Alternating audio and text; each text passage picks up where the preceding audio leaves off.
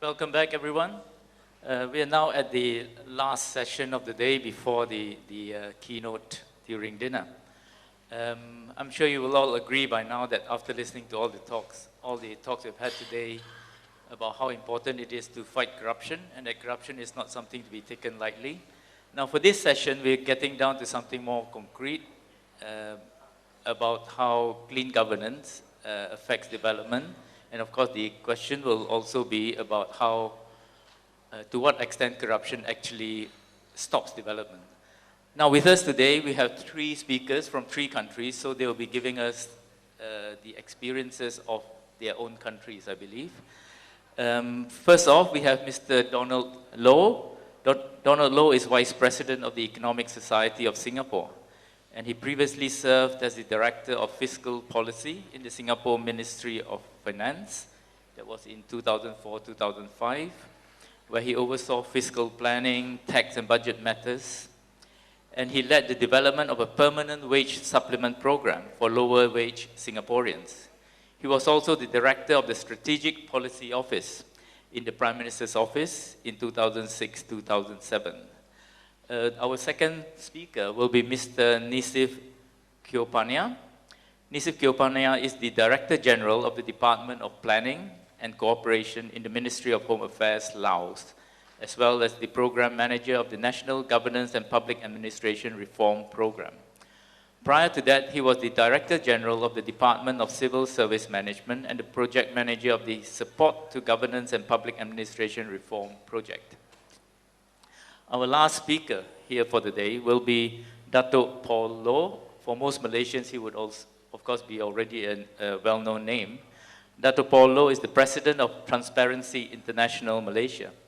He was the Managing Director of Malaysian Sheet Glass before retiring in March 2010 after 37 years in the industry. He is currently Vice President of the Federation of Malaysian Manufacturers and a board member of Sunway Holdings and Post Malaysia. He served as chairman of the Ad Hoc Committee on Corporate Governance of the Port Klang Authority, as well as on the board of the Malaysian Industrial Development Authority, the Malaysian Industry of Economic Research, and the National Economic Action Council.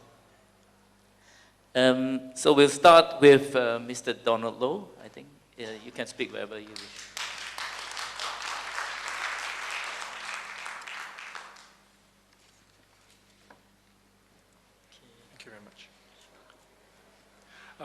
Thank you, Ki Bing.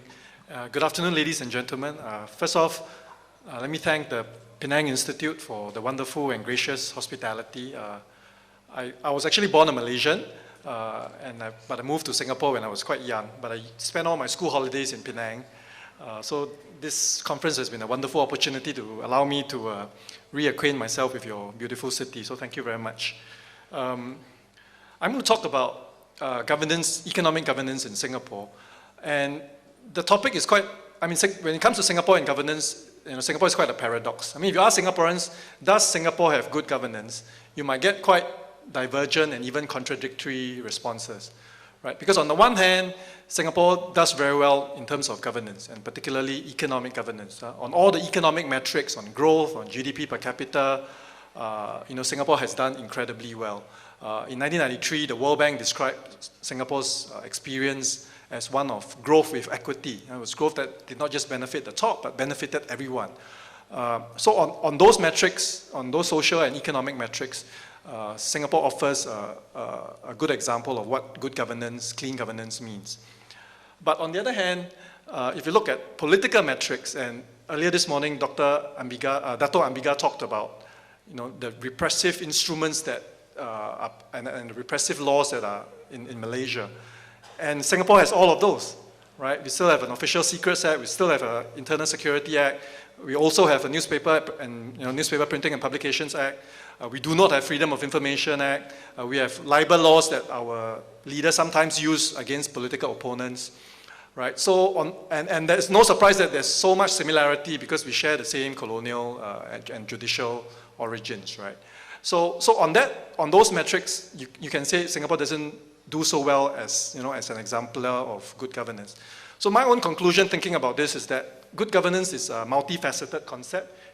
encompasses several dimensions, and a country or a government can score well on some dimensions and not so well on other dimensions. So another way of thinking about it is, think of Singapore as a diversified conglomerate with lots of subsidiary companies. And most of these companies do very well. They're world-class, they're world-beating, they're world-leading. But there's one company which is an embarrassment, right? And it's insular, it's inward-looking, it is averse to change, it is not reformist. So that's my take on it. So I'm going to talk more about economic governance in Singapore and the way in which the Singapore government has, used markets as a way of harnessing growth, as a way of exploiting the country's development potential.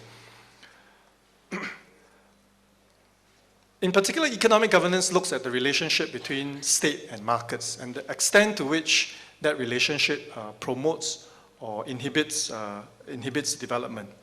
I said earlier that there are all these repressive laws on Singapore's statutes. To be fair to the government, it has been incredibly, maybe incredibly is a too strong word. It's been quite self-restrained. Right? It's been quite calibrated in its use of those repressive laws. And it's become more calibrated and more restrained as the years have passed. And the reason for its self-restraint and its calibration is not because it loves the people of Singapore, right? It's because it's for its own self-interest, right? I mean, for its own survival, it's sheer pragmatic calculus that it knows that those laws can at best buy you resignation, sullen obedience, but it can never buy you long-term success or long-term sustainable results. So rather than rely on those instruments of repression, rather than rely on those tools of intimidation that the state has access to, the Singapore government prefers to use something else. It prefers to use incentives. So not intimidation. It tries not to intimidate people too much. It much prefers to use economic incentives, what Madam Risa just now referred to as carrots and sticks. And you see that in all walks of life. I mean, Singapore is really like a dream laboratory for economists, right? It is a state that pays a lot of attention to getting incentives right, making use of markets and price signals, market signals to achieve its desired outcomes. You see it in all walks of life in Singapore. There's congestion charging to deter people, discourage people from driving too much. How do we allocate scarce vehicle ownership rights? We use an auction system. We were practicing competitive tendering, for the last 40 years. And so it's really a regime, a government that, makes very disciplined use of economics and price incentives to shape behavior, to constrain behavior and to shape the actions of economic actors and agents. At the same time, and this is the point I want to emphasize, the point on institutions, it's made a very concerted effort in building trusted, credible, durable institutions that support the functioning and development of markets. And these are institutions that are critical for development. They're also critical in terms of securing trust and legitimacy for the government. And when I use the term institutions, I don't mean organizations. Government organizations need not be institutions. I much prefer to use institutions to describe the rules of the game. Right? Institutions can be formal institutions, your rules, your laws, your legislations, which are you have to enforce them. If they're not enforced, then they're not institutionalized, right? They have to be enforced, and they have to be enforced consistently. There's no point having good rules that are not enforced. You can also think of institutions as informal institutions, social norms that shape, guide, and constrain behavior.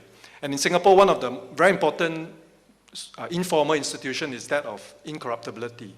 There's a very strong public sentiment against any hint of corrupt behavior.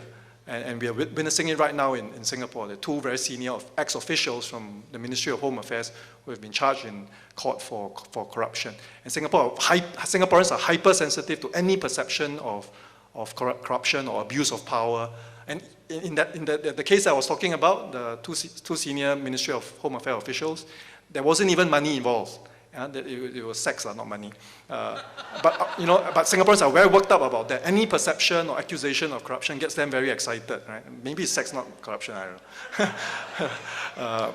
So the cynical ones in Singapore will say, well, we pay our civil servants so well, and the ostensible reason is that it is to prevent corruption. So despite paying them so well, you still have instances of sexual corruption, right? So maybe we should pay them in other ways. So Singaporeans are incredibly cynical as well.